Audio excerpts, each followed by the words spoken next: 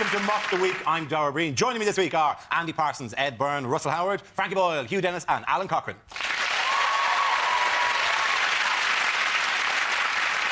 Our first round is called Headliners. Here's a picture of former Deputy Prime Minister John Prescott in typical statesman-like pose. But what does PTSD stand for? Put that sausage down.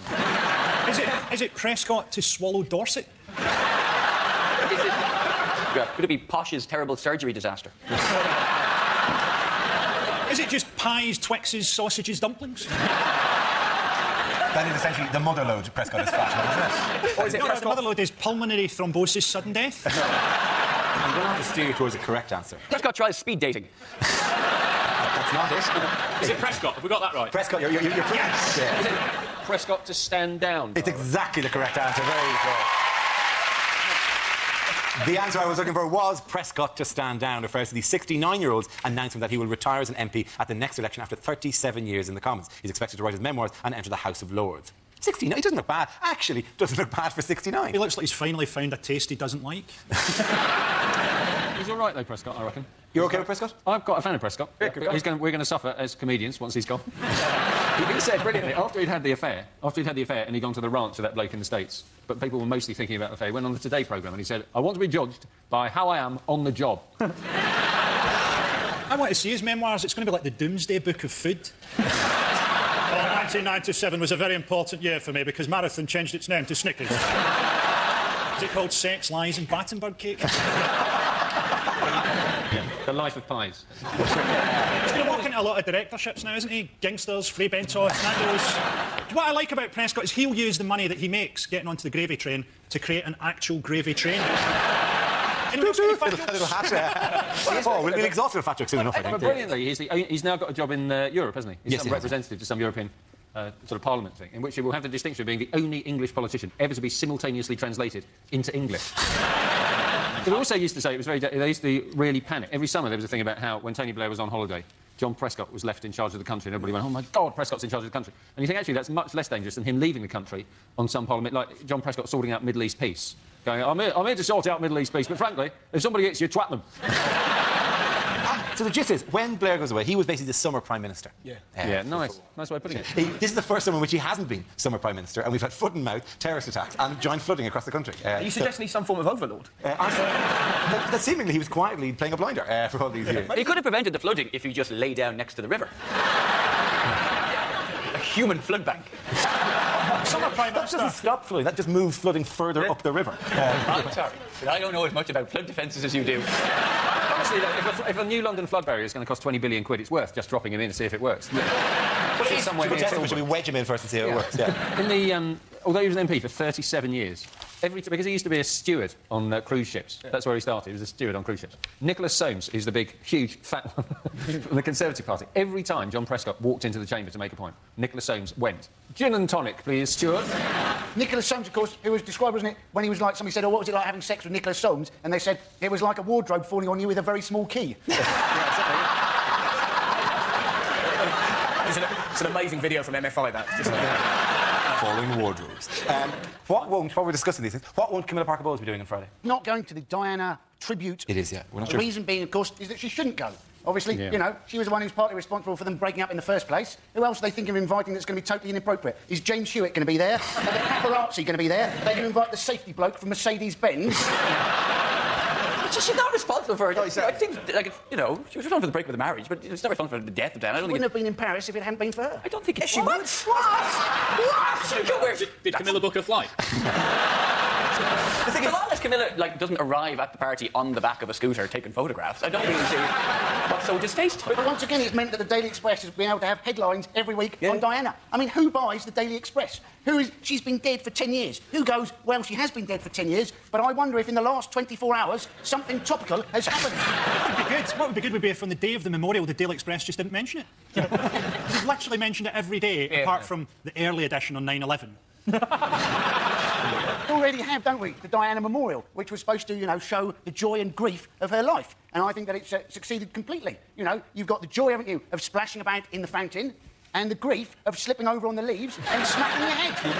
What could be a better tribute than that? Not to mention the fact that it's shaped like a racetrack. I've never seen it. It's brilliant. We've got this horrible fountain, and Paris got that wonderful, beautiful "Please slow down in the tunnel" sign.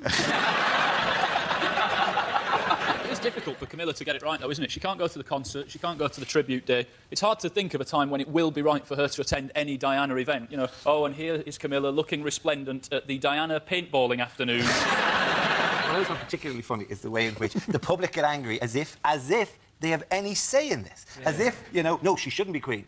No, it's a monarchy. You don't get to pick. That's the way a monarchy works. If you want a presidency, vote for a president. But you're either one way or the other. You can't go, oh, we should have her. She is essentially, in this situation, she is that relative who you invite to the wedding in the fervent hope that they can read through the lukewarm tone of the card and go, let's not go. You go, yes, 2 more seats for my college friends. Do you know why she's not going? It's because the Queen's advisor told the Queen that she shouldn't go. And you find that must be such a dull job being the Queen's advisor. Like that. Honey or jam on the Jam. Who has criticised Camilla's possible attendance, by the way? Was it Ray Mears, the survivalist? When pressed for comment, no, obviously it was the Daily Mail possibly took it too far. The Daily Mail's quote was, about her attendance, said, had Camilla attended on Friday, they would all have been damned. That's not over the top in any way whatsoever. Do you know, I've done a computer programme that works out what the Daily Mail's average headline is, and it's asylum seekers carry a new type of AIDS that lowers house prices. Well, who won't be there? Do you know who won't be there? Ray Mears No, won't be there. Ray Mears won't be there. Osama bin Laden Won't be there. It's a much longer list than who will be there. It is. The Queen won't be there, because she's on her holidays. How does the Queen know if she's on holiday? She doesn't fucking do anything. We're going to India next week. Is it work or a holiday? I have no idea. I wander around waving at people. It could well be work. People do love Diana, which is why they've got the Diana Society. She was voted, wasn't she, the 3rd greatest Briton of all time. Now, I did have a few problems with that particular poll. Number 17, greatest Britons of all time, Michael Crawford, right? Just ahead of Michael Faraday, Stephen Hawking and Alexander Fleming. Right? So the great British public had obviously gone, well, the invention of penicillin, electricity and the Big Bang Theory, not bad. But not quite as good as roller skating underneath a lorry whilst wearing a tank top going, ooh, Betty. At the end of that round, the points go to Frankie, Hugh and Alan. Now we play a round called Monsters of Mock. This game involves Alan, Andy, Frankie and Ed, so if you could make your way to the performance area, please. This is where we test our performers' stand-up skills. We spin a news generator, it settles on a topic, and anyone can volunteer jokes about the chosen subject. The winner is the team I judged to have the best stuff. OK, here we go. Let's spin the wheel. The first subject is kids. Who wants to come in that? Ed Byrne. I had a great window recently into what it's like to have a child. I was on the tube in London and there was a woman there with her kid. And I know it was her kid because the kid said the word mum about 500 times. You know, one of those kids that just keeps going off like an alarm clock. Mum, mum, mum, mum, mum, mum. And every now and again she'd go, what? But it was just like pressing snooze. Be off again a few minutes. And every time she'd say what, the kid would say something really innocuous and boring. Like you could almost see the woman weighing it up in her head. Was that more or less irritating than the sound of it going mum, mum, mum? Mum, mum, mum, mum, mum. What? That man has a hat. She did say this, though. She said the funniest thing I've ever overheard on public transport, about the 8th time the kid did it. The kid's going, mum, mum, mum, mum, mum. And without even looking, the woman just went, I can't believe how happy I was the first time you said that word.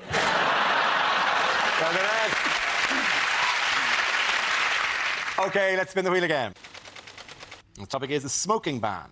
Alan Cocker. I'm a big fan of the smoking ban. As a non-smoker and a keen drinker, for me, the end of the Blair government was just wonderful because they brought in 24-hour drinking and banned smoking. There was some nights where it was like I had my own Prime Minister. I was just sitting in watching the news and Blair would be looking out going, go on, Alan, have a good night out. Drink till 4 without going to a nightclub if you want. When you wake up the next day, just put the clothes straight on. You won't even smell. It's wonderful. We're saving about £3 a month on soap powder, which I don't know about you, but I'm putting directly into a lager fund. But my main tipple of choice when I go out is the bottles of Sol or Corona, because you know it comes with a little wedge of lime in it, and that counts towards your 5 a day. Very good, Alan Cocker. OK, that leaves us with Andy and Frankie. Let's spin the wheel. The next topic is television. Frankie. The only TV award I've ever been nominated for was a Scottish BAFTA. A Scottish BAFTA. It's like hearing that the animals have their own Olympics. You hear all this stuff about TV being faked. Of course it's faked. It's all faked. You know that documentary a couple of weeks ago about tribal warfare among monkeys? That was all filmed in a Gates's wine lodge in Dundee. Comic relief is faked. Everybody in Africa is fine. Saw a documentary about Paris Hilton, and this could just be a story, but it said that when she was in jail, the warders put sperm into her porridge. That must have been a horrible moment for her. Oh, there's porridge in this.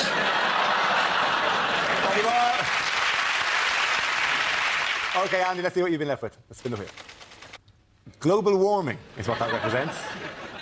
Apparently, right, we will have more extremes of weather. Now, we're lucky we live in a moderate country, right? Rest of the world, they have a tornado, an earthquake, thousands dead, homes destroyed, large-scale devastation. We in Britain, we have a tornado, well, 2 chimney pots cracked, 1 cat missing, 1 frozen chicken looted from Iceland. Well done, Andy Potter. The points over to Ed and Andy. Our next round is called If This Is the Answer, What Is the Question, on the board of 6 categories. Alan, which category would you like? Nature, please. OK, your category is nature. The answer is sparrows, otters and hedgehogs. What is the question? What does Hugh Fernley-Whittingstall's breath smell of? What is the least popular Ben & Jerry's ice cream flavour? What is the top-selling porn mag in Norfolk? Who are the entrants in Simon Cowell's new TV show, The Woodlands Got Talent? Name 3 of the deadliest gangs in Royal Tunbridge Wells. Is it, as a child, what did I dress in military uniforms to reenact the Battle of Stalingrad? The German forces being played by a lawnmower?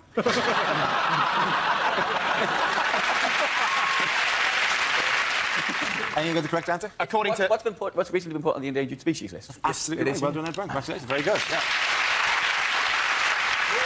Yes, the question I was looking for is name 3 endangered species on a recently updated government list. On the list are over 1,000 plants and animals, a number that has doubled in the last decade. Significant new additions include hedgehogs, house sparrows and salmon. Why are they becoming endangered now? Any ideas? Because they can't find them. That's it. It's not because... Well, no, it is. Basically, the field mice, there's a field mouse that's the size of a 2p, and they've gone, no, we can't find them. I reckon the mice just react in the same way we do when we see people with clipboards, you know, trying to get charity like that. Go, oh, there they are, hide. They've gone, party time for the mice. They do reckon it's tidy gardens, don't they? They reckon that gardens are too tidy, so sparrows, otters and hedgehogs are all... They're dying, but really they should just move. Because there's some really shitty gardens, isn't there? There's gardens that are overgrown where they could have a fridge and a mattress as well, if they really thought about it on some estates. You're right. It is short-sightedness on behalf of the otters. Maybe it's time for them to get on the property ladder and have their own garden. Animals are just rubbish. Like, they're not doing well in Britain. Let's give another needy animal a shot at making it in this country. You know, every time a sparrow dies, we should replace it with a crocodile. You hit one of those in your car, hey, you've got a lovely pair of trousers. There's a lot of animals that are, and not just in Britain, but that are on the endangered species list that kind of deserve to be. Like pandas, giant pandas. Yes, they're very cute and all that. But the reason they're endangered is because they won't have sex with each other, which is a crap reason to be endangered. If you can't be arsed humping yourself off the endangered species list, then you're not worth saving. Do you know what they years ago there'll be a practice with pandas. We gave them every chance. And the pandas want to die. The pandas want to die out, and we're forcing them to have sex. Imagine that on your deathbed, some zookeeper's trying to make you hump someone. I can't. It's not a bad extinction, is it? I mean, it's less stuff to have to learn to teach your kids. Yeah. What's that, Daddy? Well, it's a dog, because there's only dogs left. Could be like them. Yeah. Keep going. I'll kill anything. I've moved out of the country now, and my missus won't let me kill anything. Because something else always used to... When you were in the middle of the city, she allowed you to go out and kill it. What kind of tramp? It wasn't a problem. I've taken and killed it. And the annoying thing is... want to die. I tell you what's bizarre. You said because it's just Darwinism and the animals are changing to adapt to us. Have you seen what birds in the city now apparently sometimes mistake car horns and ringtones for mating calls? Which is just hilarious. Just the idea of some poor bird. The next time you honk your car, basically you're turning on a bird. You know, just this bird flying over, going, right lads, I'm in love. What does she sound like? A little bit like na na na na na na na na. Isn't part of the problem, though, is that more and more people have got cats, and they're killing all of the little creatures. Yes. My next-door neighbour's cats, they come over, kill all the little things in my garden, and then do a shit. And the next-door neighbour goes, oh, it's all right, they're marking their territory. And I'm thinking, it's not its territory, it's my territory. I shouldn't have to have a crap in my own garden just to keep the cat out. If their cat's going to come into my garden and have a crap, I should go into their bloody kitchen, have a crap in their cat tray. I have 2 cats and they murder everything. And then they bring everything back. Like, there is a flip side. And even if they haven't quite murdered it, and like stuff you'd expect, you know, mice and birds, but frogs. Like, I've been interrupted. I watch television and I hear this, which is the sound of a distressed frog. Yeah, Frogs are horrible noises. It's really, really evil, high-pitched kind of thing. It's a weird diorama. You walk out, like, and there's a frog screaming for its life, and a cat looking at you in kind of a, go back to The Sopranos. There's nothing to see here. That frog sounded a bit like Amy Winehouse. That frog sounded a bit like Amy Winehouse. Do it again. They're trying to make me go on a weekend. Which is better, cats or dogs? Now, to me, it should be fairly obvious. Imagine guide cats for the blind. That'd be rubbish, wouldn't it? You know, crawling up fences, walking along walls, hiding under parked cars. That'd muck the blind people right up. It would happen in the shop and they would just lose interest and fall asleep. I did a terrible thing in Australia. There was a bloke, and I saw the dog. I didn't realise he was a guide dog, and I had some chocolate on me. So I kind of went, "Oh, flung it, and just saw this poor bloke go, "Fuck you." Felt a little bit bad. I once, my girlfriend had a dog, and I shaved all its hair off. It was a spaniel. And then I laid all the hair out on the ground. Oh, my God. Like it was just a sort of flattened thing like that. And when she came back, I went, bit of an accident. She left me not long after that. We're getting close to the truth as to where all these animals are now going. Frankie roaming the country, creating dioramas. She must have gone mental. She burst into tears and then left me about 2 weeks later, Russell. It was 2 weeks later when she came back and only got 3 legs. She thought, that's it. I should go now, but I'd go now, Frankie, but he'll be freezing. In political news, who's been getting tough on crime this week? The 18. The 18. Cameron around this time. Yes, David Cameron, you're right. So he's another... Well, because he's panicking, but there might be an election. Yeah. And so he's just throwing out policies willy-nilly. He's thinking of a new policy every 15 minutes. On the subject of the election, he said, if you look at my leadership as a whole, like the last 18 months, for the vast majority of that, I was ahead, and that is what people will judge me on. And you go, well, that's not the way it works. You can't go, well, we were 1-0 up for 89 minutes. 2 late goals that statistically are irrelevant. What does it matter what Cameron says anyway? It's like Ben Stiller saying that he's going to lower income tax or Wayne Rooney committing more troops to Iraq. It's just you've got to have power for it to have any sort of relevance. Absolutely. Well, he's blaming video games. Well, he's saying... And rap music as well. I think it's difficult for David Cameron to tell kids not to listen to hip-hop when we all suspect he really likes Enya. You can overdo this. Old violent films goes to, you know, people copy violent films, because surely in which case people would also copy non-violent films. Surely if that's the case, you could go along to King's Cross, stand in between platforms 9 and 10 and watch little kids running up, smacking their head on the pillars, desperately trying to find platform 9 3/4. I think it is funny when they do that, though, isn't it? Try harder, try harder. You're just not believing enough. You've given yourself the mark, though. It's this whole thing, isn't it, where they're trying to control role models and they're talking about role models for black kids and so on. You think, well, kids choose bad role models. That's what they do. They look up to idiots. I mean, who's the role models for white kids? Wayne Rooney. He's going to finish his contract at Man U and then be released into the wild. Papers are full of all this obscene stuff that his girlfriend buys him. He'd be happy with just a tyre on a rope. At the end of that round, the points go to Frankie Hewitt Allen. Now we come to our final quickfire round called Scenes We'd Like to See. This is for everyone, so if you could all make your way over to the performance area, please. I call it ideas for scenarios we'd love to see, and the performers come in with their suggestions. OK, here we go. The first subject is things an athletics commentator would never say. There's a white man in the final of the 100 metres. Good luck with that. That man runs like a panther. And if he could learn to use just 2 legs, he'd be absolutely unbeatable. And I've got to say, it's a surprise, yes, the winner of the marathon are 4 blokes tied together dressed as Spider-Man. This should be a laugh. Women running. Lane 1, the UK. Lane 2, the USA. Lane 3, closed for resurfacing. And here come the walkers now, mincing their way into the stadium. And in this final of the women's gymnastics, I've been nailed to my chair for my own good. And there's the bell. Can someone get the door, please? I'm commentating. Tragedy in the water polo, as most of the horses drown. And the urine sample appears to have melted the beaker. That's not a good sign. And in the end, it took a photograph to separate them. The one of him shagging a pole dancer in Nevada.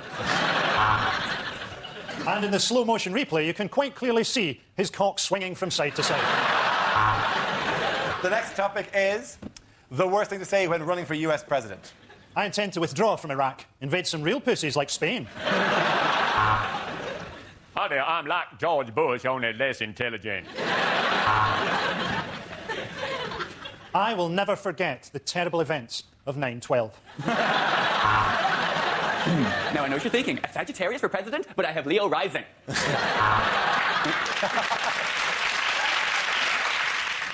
Yes, I smoked marijuana, and I inhaled. Just now. There are no skeletons in my closet, just a black latex dildo suit. I would like you to call me President Shawada. I have a magnificent war record. It's Pipes of Peace by Paul McCartney. OK, let's hear that. I got a bad one. Go. Bad one. Whilst at college, I did experiment with marijuana. I did it in snow, I did it in sleet, but I did not inhale. At the end of that round, the points go to Russell, Aidan and Andy. And that's the end of the show. This week's winners are Frankie Boyle, Hugh Dennis and Alan Cochrane. Commiserations to Andy Parsons, Ed Byrne and Russell Howard. Thanks for watching. I'm Gary Green. Good night. Next year on BBC Two, Tommy Saxondale, The Counsellor. At 10, the BAFTA-winning Mitchell and Webb. And Russell Howard is on 6 Music on Sunday mornings at 10. Meanwhile, Hugh Dennis is back and doing battle with his kids, outwitted and outnumbered, at 10:35 on BBC One.